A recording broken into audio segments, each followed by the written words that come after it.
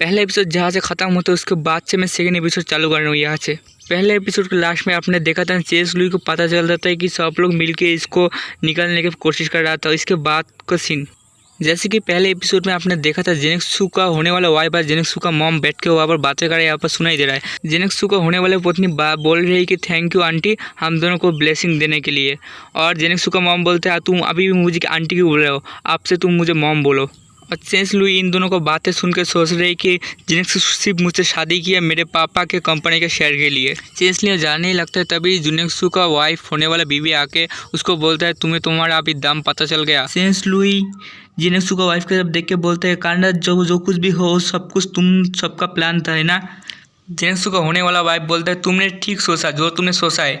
मैं तुम्हें और एक सीक्रेट बात बताऊं, जेनेक्सु का जो कार एक्सीडेंट था वो सब कुछ नकली था क्योंकि जेनेक्सु तुम्हारे साथ छोड़ा नहीं चाहता था, पलंग पर मेहनत नहीं करना चाहता था। आप सबके कन्फ्यूजन के लिए मैं बता दूँ जेनेक्सु जो है वो इसके साथ मतलब हमारे फीमेल कैरेक्टर के साथ कोई शारीरिक संबंध नहीं बनाया था क्योंकि वो बोलता था कि उसका जो एक्सीडेंट की वजह से कार एक्सीडेंट की वजह से उसका छोटा हाथी टूट गया, इसके वजह से वो इसके साथ शारीरिक संबंध नहीं बनाया। जेनेक्सु का होने वाला वाइफ और बोलता है कि तुम्हारे साथ वो पलंग पर मेहनत नहीं करना चाहती क्योंकि वो सब पलंग पर मेहनत वो मेरे साथ ही करती थी इसलिए तुम्हारे साथ नहीं किया उसने।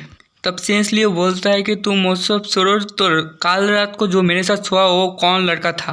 मैं तुम सबको और एक चीज़ बता दूं कि यंग जंग जो है वो इसके साथ शादी किया बाद इसके साथ कुछ भी नहीं किया और जो ये पहले बार पलंग पर मेहनत किया था वो और लड़का था, इसलिए उसको बोल रहा है कि वो कौन था। और सेंस लियो के साथ जो पलंग पर मेहनत किया था वो होगा हमारा मेन कैरेक्टर इस कहानी का।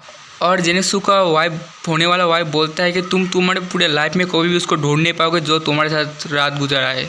और भी बोलते हैं कि तुम्हारे में कभी एक जगह बिलोंग नहीं कर सकते इसलिए तुम ये देश छोड़ के चले जाओ। और चेंस लियो के पास कोई ऑप्शन नहीं था इसलिए वो देश छोड़ के चला जाता है। इसके बाद ही 4 साल गुजर जाता है। इसके बाद हमें पहला एयरपोर्ट स्टेशन देखा जाता है यहाँ पर और भीड़ में एक लड़की मतलब चेंस लियो का नाम लेके खड़ा है कि चेंस लियो आप कहाँ पर है। और यहाँ पर 4 साल बाद चेंस लियो को देखा जाता है, उसके हाथ में एक बच्चा भी होता है और वो बोल रहे मुझे यकीन नहीं आ रहा मैं 4 साल के बाद फिर से यहाँ पर आ गया। 4 साल बाद होम टाउन फिर के चेंस लियो बहुत खुश है। और ये छोटे बच्चे के बारे में मैं बता दूं कि ये जो चेंस लियो था वो जो मतलब 4 साल पहले जिस अनजान लड़के के साथ मतलब संभव किया था उसके वजह से वो प्रेग्नेंट हो गई और यही वो चेंस लियो का बच्चा है। और वो लड़का छोटा लड़का बोलता है कि मम्मी यही वो जगह है जहाँ पर आप पहले रहा करती थी। इसलिए बोलता है हाँ यहाँ पर भी मैं रहा करती थी और हम कुछ समय के लिए यहाँ पर ही रहेंगे। और वो छोटा लड़का ये बात सुन के बहुत खुश हो जाती है और वो छोटा लड़का उस लड़की के ऊपर उंगली करके बोलता है मम्मी वो वहाँ पर ही वो लड़की है जो हमें लेने के लिए आ गई है यहाँ पर। और चेंसली वो अपने बच्चे को गोदी में उठा के बोलती है कि तुम बहुत स्मार्ट हो और जो उस लड़की के बारे में तुमने बताया अभी वो लड़की मेरे असिस्टेंट हो, मेरे लिए काम करेगी। यहाँ पर चेंसली की असिस्टेंट बैठ जाती है और रोने लगती है और सोच रही है कि मैं यहाँ पर बहुत देर से हूँ, कोई भी नहीं आ रहा है और मेरे पैर भी बहुत दर्द कर रहा है, मैंने क्या गलत नाम लिख दिया है यहाँ पर। तभी चेंसली की असिस्टेंट को कोई आवाज़ देता है और चेंसली की असिस्टेंट उस तरफ देख के बोले कौन है मुझे बुला रहा है यहाँ पर। जो इसको बुला रहे थे वो चैंगलियो थे और चैंगलियो बोलते तुम जिसको ढूंढ रहे हो मैं ही हूँ, अब से चैंगलियो के बच्चे को मैं छोटू बुलाऊंगा। और यहाँ पर छोटू मस्का मार के बोल रहा है कि हाई आंटी आप बहुत सुंदर हो, बात मेरे मॉम से ज़्यादा सुंदर नहीं हो। यहाँ पर एक सप्ताह को बात का सीन है जहाँ पर हमारे चैंगलियो काम कर रहा है और यहाँ पर हमारा छोटू खेल रहा है। तभी उसके दरवाजे पे कोई नॉक न करता है और बोलता है कि मिसेस चैंगलियो कस्टमर आपसे मिलना चाहते हो, वो अभी गेस्ट रूम में बैठा है तो आप जल्दी आ जाइए। चैंगलियो छोटू के पास जाके बोलता है कि मम्मी काम पे जा रहा है, तुम यहाँ पर आंटी के साथ अच्छे बच्चे की तरह रहना। छोटू बोलता है आपको मेरे बारे में चिंता करने की कोई भी ज़रूरत नहीं है, आप जाइए आराम से काम कीजिए, मैं एकदम अच्छे बच्चे की तरह रहूँगा। चैंगलियो जाते जाते सोच रही है कि कौन है जो मुझसे मिलना चाहते हैं और मैं तो अभी आई हूँ, कोई भी मुझे जानता भी नहीं है सही से। ऐसे भी हो सकता है वो मुझे पहले से को जानता है और मुझसे इसलिए मिलना चाहता है। चेंस लुई मन में सोच रहा है कि तुम जाओ, तुम ये कर सकते हो। चेंस लुई अपने आप को बोलने लगती है। ऐसा बोल के दरवाज़ा खोल के अंदर आ जाती है। यह से फर्स्ट एपिसोड खत्म हुआ बाद सेकंड एपिसोड भी मैं यही से चालू करता हूँ। दरवाजे से अंदर आके वो बोलने लगती है मैं हूँ चीफ लुई और मैं इस कंपनी का डिज़ाइनर हूँ। और वो सामने देख के थोड़ा सा मूड खराब होता है और मन में गुस्सा करने लगती है और मन में बोलने लगी शिंजो यहाँ पर क्या करने के लिए आई है। और मैं आपको इन्फॉर्मेशन के बता दूँ यहाँ पर पहले एपिसोड में देखा था कि शिंजुना यू ने प्लान बना के चेंसलुई को फंसाया था। यहाँ पर जुनायू चेंसलुई की तरफ देख के एटीट्यूड से बैठ के उसको तरफ देख के बोल रही है कि बहुत दिनों बाद मिल रहे हैं, और बोलने लगती है कि मैंने नहीं सोचा ये तुम ही होगी, मैंने सोचा कि यह गलत नाम मैंने किसी से सुन लिया चेंसलुई का। और चेंसलुई मन में गुस्सा होके मन में सोच रही है वो यहाँ पर क्या कर रही है, इसकी वजह से मेरी पूरा जिंदगी खराब हो गई और मुझे अभी इस बारे में नहीं सोचना चाहिए। मैं अभी काम पे हूँ और मुझे अभी काम पे फोकस करना होगा। अपने आप को शांत करा के बोलती है कि मिसेस जुनेक्सु बोल के उसके आगे हाथ आगे कर देती है और हैंडशेक करने के लिए हाथ आगे बढ़ती करती है और बोली कि मैं आपको कोई हेल्प कर सकती हूँ क्या। और मन में दोनों ही गुस्सा करने लगती है।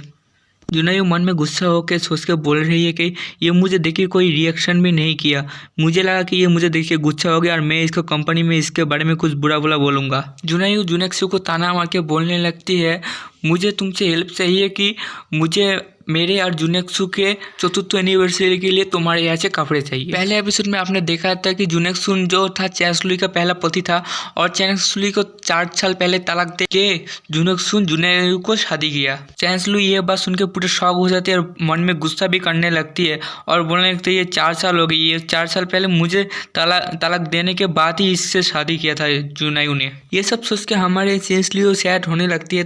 तभी जुनायू बोलते हैं मुझे लगा तुम सब कुछ भूल गई होगी। इसके बाद सुन के हमारे चेंसलुई अपने आप को शांत करती है और वो अपने बालों को ठीक करके चेयर में बैठ जाती है।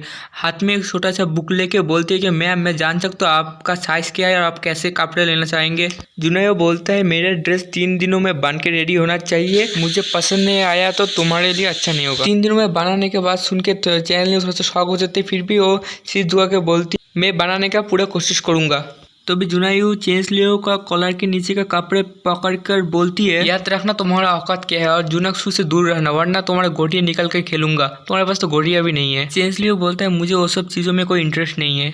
तभी जुनायू बोलता है कि मैं खुश हूँ तुम्हें तुम्हारा औकात के बारे में पता है। ऐसे बोल के उसको चेंसलुई को धक्का दे देता है और चेंसलुई बहुत जोर से गिर जाती है और उसको रोने वाला शक्ल हो जाता है, उसका आँख से भी आंसू आना चालू हो जाता है। जुनायू उसका फ्रेंड के पास जाके जोर जोर से बोलने लगता है मेरे इलाका में जिंदा रहना इतना आसान भी नहीं है और बोल के हंसने भी लगता है।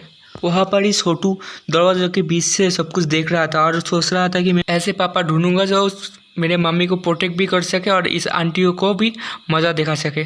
आप लोग यदि मेरे चैनल पे अभी तक बने हो तो आप लोगों का बहुत बहुत शुक्रिया। मुझे पता है मेरे एक्सप्रेशन अभी अच्छा नहीं हुआ वॉइस मैसेज, बात मैं पूरा कोशिश करूँगा मेरे वॉइस इंप्रूव करने के लिए और मैं इस सीरीज़ का सारा एपिसोड एक्सप्लेनेशन करूँगा। सिर्फ आप मेरे चैनल को सब्सक्राइब कीजिए। मिलते हैं अगले वीडियो में।